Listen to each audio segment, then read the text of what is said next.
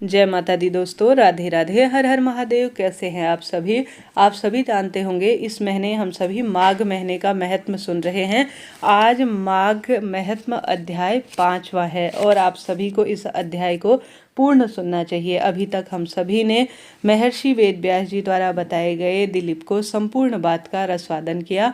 आज जो है सुंदर स्वरूप में सुंद और उपसुंद का वध का इसमें वर्णन किया गया है और अन्य भी जो है माघ महत्व और माघ स्नान से संबंधित, माघ महीने के पुण्य से संबंधित श्रेष्ठ जानकारी वीडियो में है। अंत तक सुनिएगा, बने रहिएगा।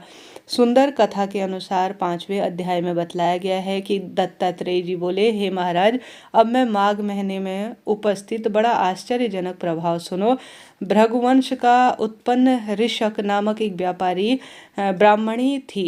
बाल वैदव्य के दुख से दुखी होकर उसने वृंद पर्वत के नीचे रेवा नदी के किनारे अमरकंटक में घोर तपस्या की। यह सदाचार से व्रतनी होकर भगवान नारायण की लीन हुई। जितेंद्री, सत्य तथा कम बोलने वाली, सुशीला, दानशीला तथा शरीर को सुखाने वाली वह ब्राह्मणी और ब्राह्मणों और पितरों को देकर अग्नि के मुख में आतुर रहती थी और उस जल को धारण कर वह सभेत हमेशा सदैव छोटे काल में भोजन किया करती थी। वह कठिन, अति कठिन तथा कठिन से कठिन व्रत किया करती थी। नर्मदा के किनारे अपना समय व्यतीत किया करती थी। इस प्रकार कल्लव धारण कर वह सत्यशीलिनी से संतोषपूर्वक रेवा और कपिल नदियों के संगम में 60 वर्ष तक माघ माह का उसने स्नान किया और उसी नदी के तप से नष्ट होकर वह मर गई। माघ में स्नान के पुण्य प्रभाव से वह विष्णुपुर में आनंद से 4000 वर्ष निवास करती रही। फिर सुंद और उपसुंद असुरों का नाश करने के लिए ब्रह्मा जी से उनको तिलोत्तमा नाम से ब्रह्मलोक में उन्होंने उत्पन्न किया। यह अपूर्व सुंदरी बिना योनि को स्त्रियों में रत्न देवताओं को भी मोहित कर लेने वाली थी। अप्सराओं में यह अति उत्तम थी।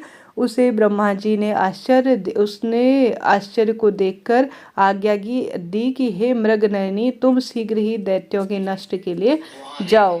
तब वह सुंदरी वीणा लेकर ब्रह्मलोक से चली और पुष्कर रथ से होकर आई। वहाँ देवताओं के शत्रु विराजमान थे। वहाँ रेवा नदी के पवित्र जल में स्नान कर बंदूक के फूल समान लाल वस्त्र पहनकर, सुंदर बैजंती हुई नूपुर और कोधनी पहने तथा कंठ में हिलती हुई मोती की माला और कुंडल से शोभायमान जूड़े में चमेली के फूल गुथे अशोक वृक्ष के नीचे बैठकर सुरीले कोमल स्वर से गायन करती हुई, वीणा बजाती हुई अशोक वन में कुमारी तिलोत्तमा बैठी थी और कहने लगी कि हे राजन, सैनिकों ने आश्चर्यचकित होकर चंद्रमा की कलाओं के समान उस तिलोत्तमा को देखा और शीघ्र ही सुंदर और उपसुंदर के पास जाकर उसके आने का समाचार भ्रम सहित कहने लगे। हे असुर, ना जाने वह स्त्री है या दानवी, नागागना दक्षिणी है या स्त्री रत्न है।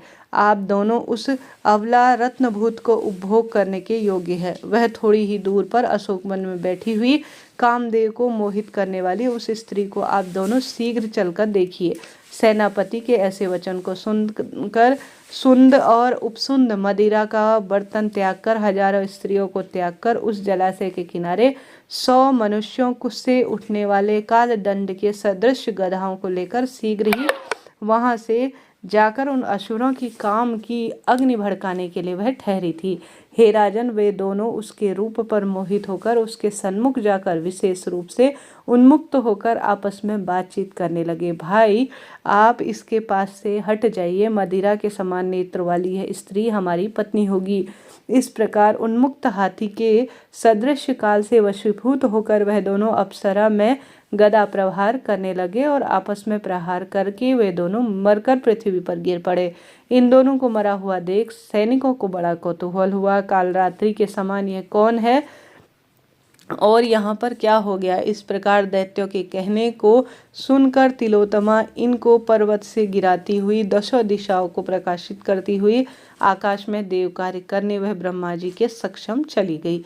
तब संतुष्ट होकर ब्रह्मा जी ने कहा, हे चंद्रवदनी, मैंने तुमको सूर्य के रथ पर स्थान दिया है। जब तक आकाश में स्थिर सूर्य है तब तक तुम अनेक प्रकार के भोगों का भोग करो। हे राजेंद्र, वह ब्राह्मणी उत्तम अप्सरा होकर अब भी सूर्य लोक में माघ स्नान का फल भोग करती है। इसलिए हे राजेंद्र, श्रद्धावान पुरुषों को हमेशा श्रेष्ठ गति के लिए मकर सूर्य में स्नान करना चाहिए, जिससे सभी पुरुषार्थ प्राप्त होकर सभी पापों का विनाश हो। दक्षिणा सहित सभी यज्ञ इनकी बराबरी नहीं कर सकते। हे राजेंद्र, तीर्थ में माघ स्नान करने के समान पाप को विनाश कर स्वर्ग को देने वाला तथा संसार में कल्याण करने वाला कोई अन्य कार्य नहीं है। इस तरह से यह 5वां अध्याय समापन की ओर है, जिसमें सुंदर स्वरूप में माघ स्नान का वर्णन किया गया है।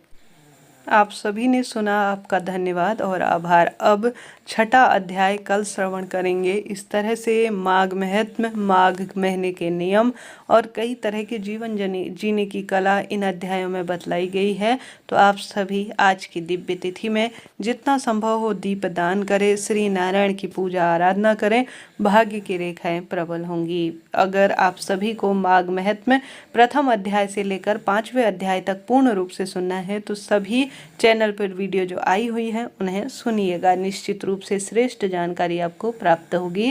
राधे राधे, हर हर महादेव।